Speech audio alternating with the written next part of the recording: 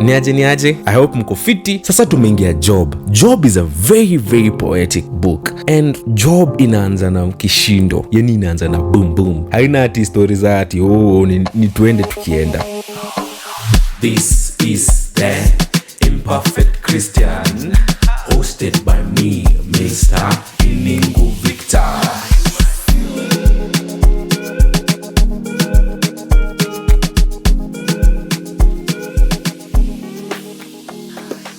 We are doing today chapter 1 to 4 to 5.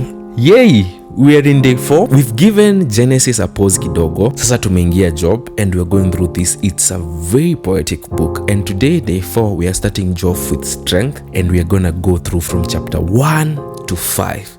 Chapter 1, we see God and a set.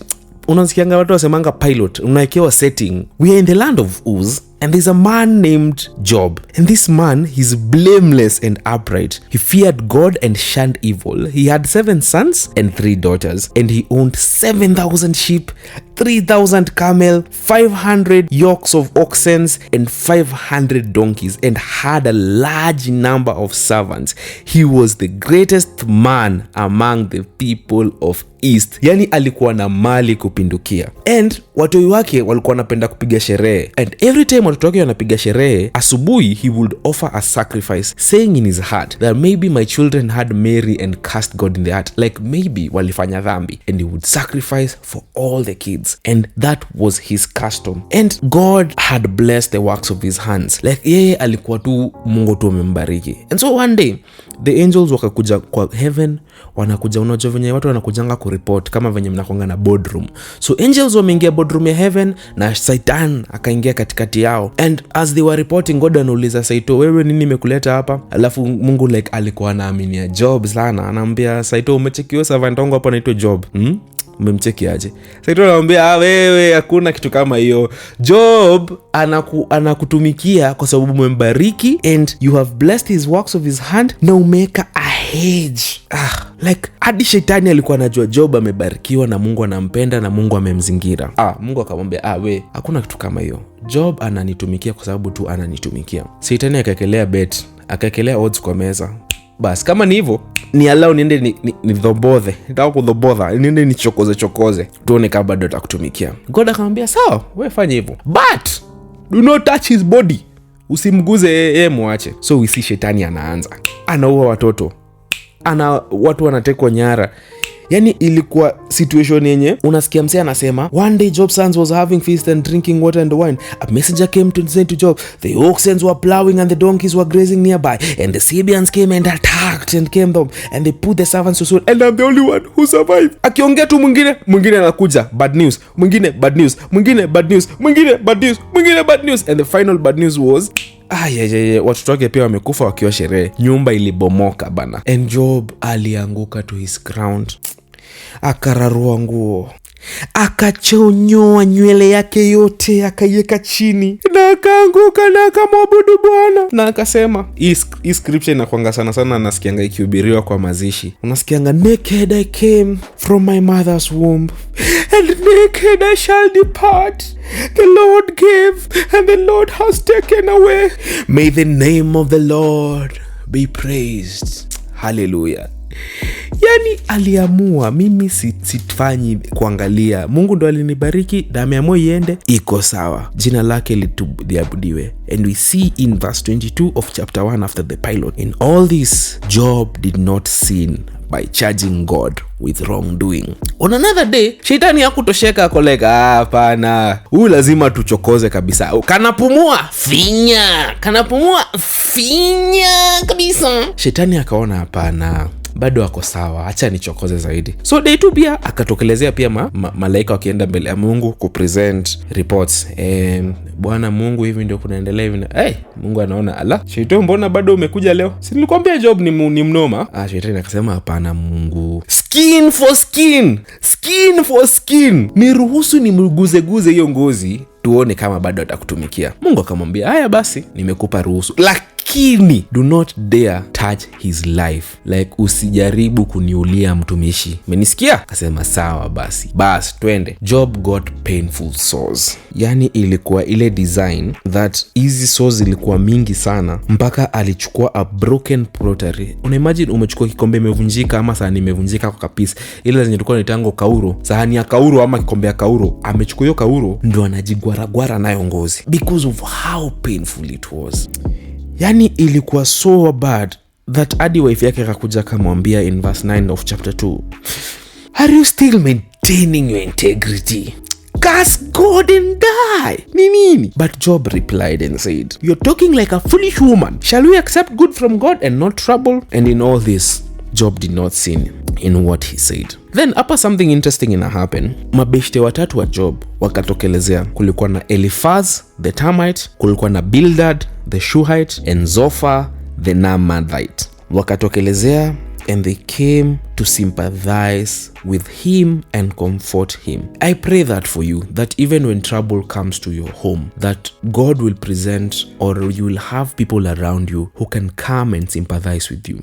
And also to you, when you hear people are going through troubles, for Bible says we laugh with those who are rejoicing and we also mourn with those who are mourning. May you be found to be available to sympathize and comfort watu wameumia. And when they saw him from a distance, like alikuwa kwa mbaya mpaka they could hardly recognize him, they began to weep loud. Nashuku wa jamaa walikuwa Wajaluo. Juu unaonanga venye Wajaluo humon vizuri mpaka kuna kwanga na watu wenye kazi yao wanaitango siku ya matanga, wanalipo kila siku, kazi yao ni kulia. Nashuku watu hiyo ndio ilikuwa kazi yao, because walimwona kutoka mbali wakaanza kulia. And they also tore their robes and they sprinkled dust on their heads. Then they sat on the ground with him for 7 days and 7 nights. No one said a word to him because they saw how great his suffering was. Yani umse alikuwa kombaya mpaka walimtry kumwangalia from far, hawange huyu ni Job kweli? Job manze umechapa, lakini Job umeparara. Job kwani ukuoga leo? Job manze kimekuramba Job. Job kimekuramba. Job umechapa. But wakasympathize naye, and for 7 days hakuna mtu alisema kitu, and 7 nights like walikesha naye hapo wiki moja. Wanamwangalia, wanashindwa watasema nini, hawajui watasema nini wala watatenda nini. Amechapa kuchapa. Then after that chapter 3 sasa Job alirauka sasa siku moja, akaanza kulaani siku yenye alizaliwa.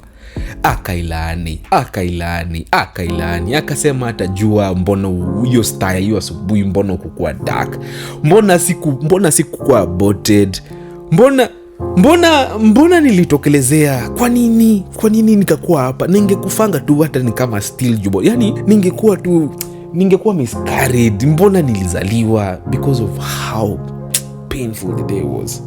Then chapter 4 Eliphaz akaanza kumwambia, alafu sasa Eliphaz ndio anajaribu kumcomfort, but anamwambia buda, kwanza chapter 4 verse 7 anamwambia consider now, who ni nani being innocent amewahi perish, where were the uprights ever destroyed. Yani Eliphaz ndio anamcomfort, but unaonanga venye msee anakujanga kukope mawaidha huko place mbaya, but anakuambia umejaribu hii, uko hapo una trust God for job, alafu beshte yako anakuja na kuambia umetuma CV kwa mashule. Unajua mashule zinajiringi watu vizuri sana. Sasa wewe unataka job ya kuwa pilot. Anakuambia nilisikia Super Metro wanataka makanga. Umeenda wewe venye unaongeanga unaweza kuwa makanga mzuri wewe. Like unakuta yes they are comforting you, but anaangalia from perspective wenye haiko close to what you're going through. Hata sasa pia verse 8 ananiambia but if I were you, I could appeal with God. I would lay my cause before him. He performs wonders that cannot be fathomed. Hosikianga beshte yako anakuambia ningekuwa wewe sasa uko place mbaya unaumia, alafu asikia ningekuwa wewe ningetuma Qatar, siku hizi wadaita watu, ningekuwa nimetuma CV huko. Umejaribu? And that's how we end in verse chapter 5. It's just Eli, huyu beshte yake anaitwa Eli nani? Eliphaz tu anamwambia Job, naona tu uende mbele ya God, utubu dhambi zako and ujitetee na utakuwa sawa. That's chapter 5. And it's very poetic. I would recommend sana usome, especially chapter 3 and chapter 5. I believe Job is a poetic book. Juu venye wanaongea una sound kama ni akina Shakespeare. Unasikia mtu amesema, yet a man is born to trouble, as surely as sparks fly upward, but if I were you. Okay, hapo ameanza kuingiza mambo yake. Anasema he performs wonders. This is verse 9 of chapter 5. He performs wonders that cannot be fathomed, miracles that cannot be counted. He provides rains for the earth. He sends water on the countryside. The lowly he sets on high, and those who mourn are lifted to safety. Adjudicators, ladies and gentlemen, Job chapter 1 to 5 of day 4. Enjoy, keep reading the word. Tupatane kesho. Kesho we're gonna do Job chapter 6 to 9. And kama kawaida, baraka tele hadi ufike kwenye televisheni. And always remember to stay snappy. That's smiling out of happiness. Cheers. Then, in 2026, do not look for things in ordinary places.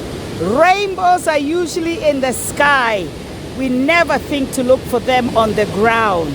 But today the sky is clouds, but the rainbow is on the ground. Happy 2026.